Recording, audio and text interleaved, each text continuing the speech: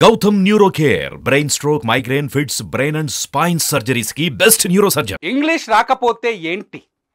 37,800 కోట్ల పెట్టుబడులు వచ్చాయి కదా. అనర్గళంగా ఇంగ్లీష్ మాట్లాడే వాళ్లకు ఈ విషయం కనిపించటం లేదా? ఈ మాటలు అంటున్నది ఎవరో తెలుసా? తెలంగాణ కాంగ్రెస్ నేతలు.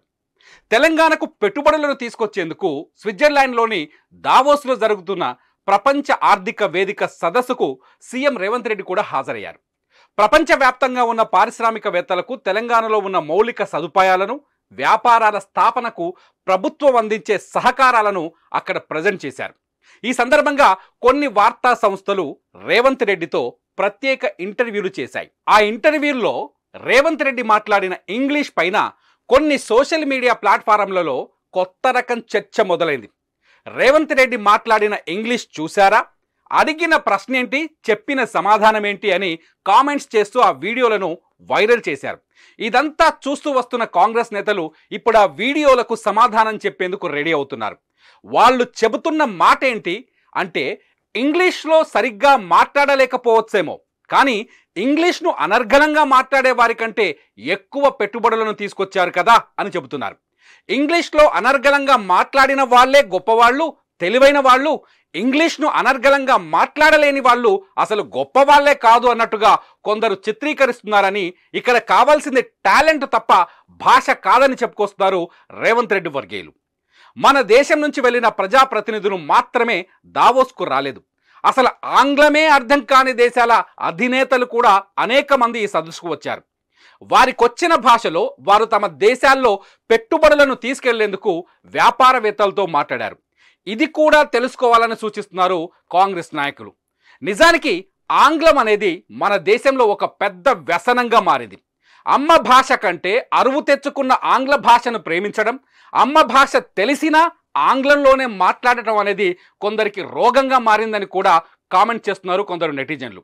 రేవంత్ రెడ్డి లాంటి వ్యక్తులను సోషల్ మీడియాలో ప్రశ్నిస్తున్న వ్యక్తులు మన ప్రభుత్వ పాఠశాలల్లో ఆంగ్ల మాధ్యమం పెడితే అడ్డుకునేందుకు ఎందుకు ప్రయత్నిస్తున్నారు? అమ్మ భాషలోనే చదువు ఉండాలి, ఆంగ్ల భాషలోకి చదువులు మారితే మన సంస్కృతి ఏమైపోతుందని బాధపడే వాళ్ళు ఇలాంటి వంకర టింకర కామెంట్లు ఎందుకు చేస్తున్నారు అని ఎదురుదాడికి దిగుతున్నారు.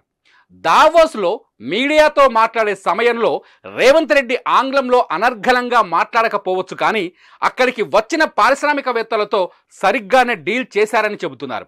అందుకే తెలంగాణలో అధికారంలోకి వచ్చిన కొత్త ప్రభుత్వాన్ని నమ్మి 37,870 కోట్ల పెట్టుబడులు పెట్టేందుకు ముందుకు వచ్చారని చూపిస్తున్నారు. నిజానికి తెలంగాణలో పెట్టుబడులు పెట్టడానికి మహా సంస్థలు ముందుకు వచ్చాయి. అదాని గ్రూప్ ఒక్కటే 12,400 కోట్ల రూపాయలు పెట్టుబడులకు అంగీకారం తెలిపింది. తెలంగాణలో యువతకు స్కిల్ డెవలప్మెంట్ యూనివర్సిటీల స్థాపనకు అదాని గ్రూప్ చొరవ చూపించింది. అంతేకాదు విద్యుత్ ఉత్పత్తి, బ్యాటరీ సెల్ తయారీ, జీవ వైద్య ఔషధ సంస్థలు, డేటా సెంటర్ల స్థాపనకు పలు సంస్థలు అంగీకారం తెలిపాయి. భారతదేశంలో మంచి గుర్తింపు పొందిన జేఎస్డబ్ల్యూ ఎనర్జీ సంస్థ తెలంగాణలో 9,000 కోట్ల పెట్టుబడులకు ముందుకొచ్చింది. గోధి ఇండియా సంస్థ 8,000 కోట్ల పెట్టుబడులకు ముందుకొచ్చింది.